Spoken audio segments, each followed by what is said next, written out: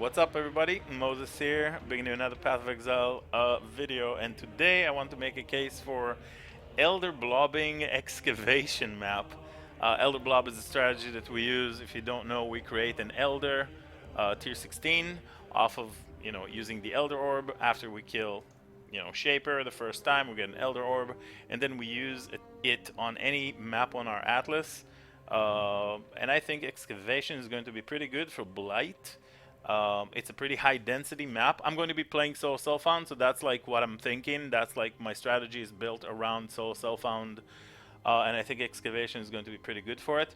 In the new Atlas, it's going to be a tier 2, which means it's going to be like, instead of Glacier, only Glacier is going to be placed here. So imagine Glacier being here and Excavation being it. So, but it's still going to have 5 maps around it, including it, so we're still going to have enough sextants to use it. Yeah, so instead of Elder Blob being here, it's going to be somewhere here, and then Glacier is going to replace Influence, Shaper Elder. So may not be the most convenient thing for an Elder Blob, but it's a very good map for that, for a couple of reasons. First, let's pull it up here. Excavation PoE. So there it is, Excavation map. It's going to be a tier 2 next league, and it contains pretty nice divination cards. Gambler, I removed it from my loot filter. I think it's a pretty garbage card overall.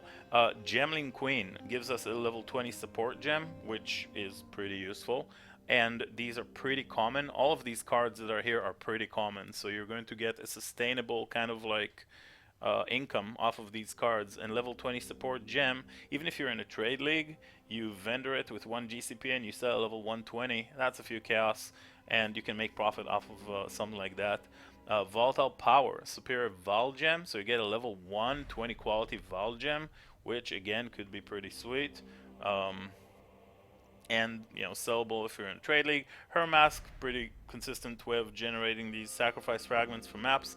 The Endurance, I made a video about a jewel I crafted with this card. When you augment and regal a Vivid Crimson jewel, you have pretty good solid chances of getting all sorts of stuff that is just good. Just the fact that this is a life guaranteed jewel, even if it's a Crimson jewel that will most likely roll attack stuff, you could augment regal and save for an attack build if you hit something good, but you can also roll some global rolls if you're a spellcaster, so that's good for that too.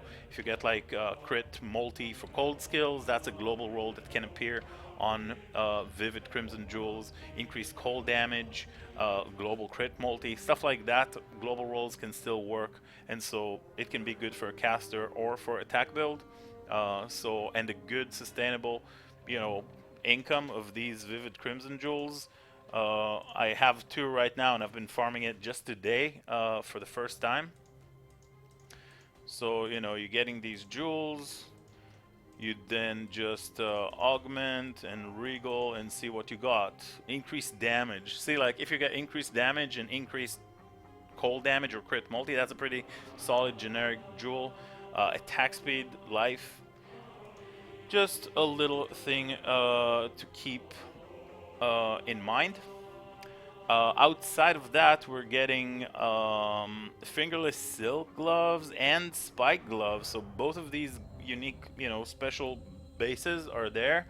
And if you're getting an Elder Blob, that means you're going to be rotating Shaper and Elder Influence on this map, which means you have a chance of getting a fingerless silk gloves on an eye level 83, 4 or 5.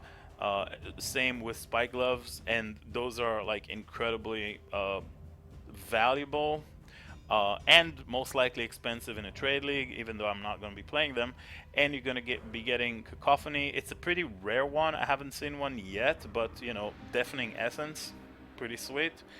Those will be coming along if you're getting those regularly, if you're farming them. And then the Buried Treasure. I've been farming for 3 hours. I have seen 2 of them. Buried Treasure. You can see like yeah, right here. Uh, so yeah, I have 2 of these just from farming since we started the stream about 2.5, 3 hours ago. So outside of that, it's a pretty solid map. I think it's pretty good for you know, it's got high density, and it also has 2 bosses. You know, 2 boss rooms with 2 separate bosses. Each one has its own magic pack. So you get more magic packs, more chance of dropping maps. 2 bosses means that stuff like bodyguards, and then drop an additional map off of the boss. You're going to get like 2 of those. Harbinger scare, you know, sextants. You're going to get 2 of those. So it's an overall pretty nice map, and yeah, let's run it. I have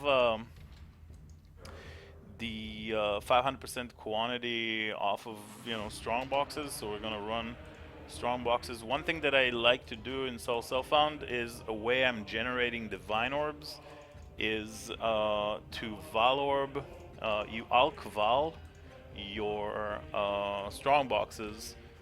I'm not really a big fan of voling maps. You can sometimes get unwanted results, and from my personal experience, I found that it doesn't increase the overall quantity by much or at all, unless you hit, you know, consistently hitting the we want ambush, right, for the strong boxes. So what I do instead, I'm using my Valorbs to just you know, Valorb my strong boxes, and that gives us a chance of getting corrupted. Hey, we got Nico. Awesome. What is this? Arcanist strongbox. Hashtag video value. Unique strongbox. Let's get a Mirror of Calandra. That's going to be pretty sweet. Or not. But still pretty nice. Anyways, whatever, let's leave these behind. So Artisan strongboxes, there's no reason to Valorb. Obviously no Artisan, no Arcanist are gonna matter too much. But if you see these armor strongboxes, just like generic strongboxes that drop items, when you Valorb them you get a chance of well, getting 6-link corrupted items is something that I do consistently for every time, and I actually gotten quite a lot of divine orbs, like dozens and dozens of them. I will stop. Alk Val. You know, it's not gonna happen all the time, but every once in a while it will. Another unique strongbox. What? Alright. I don't know, it just kind of happened. I had nothing to do with it, I promise. But yeah, it's a pretty good, you know, it's a pretty good map layout. I personally like it. It's kind of like really high density. And I don't know, I think that's what I'm going to do in SSF Blight.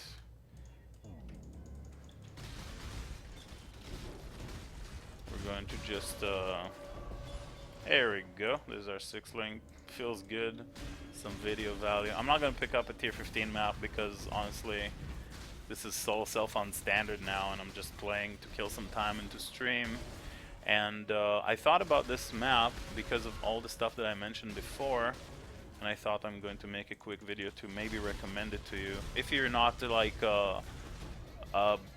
you know, hardcore fan of grinding burial chambers all over again, because I mean, I don't know, it kind of gets boring after a while, I would assume, and you want to try something different, there's a pretty good idea for you. I think there's definitely a pretty good case for this map. We are kind of slow right now because I really like to Valorb every single one, like, you know, of the strong boxes, but like it shouldn't really be this long.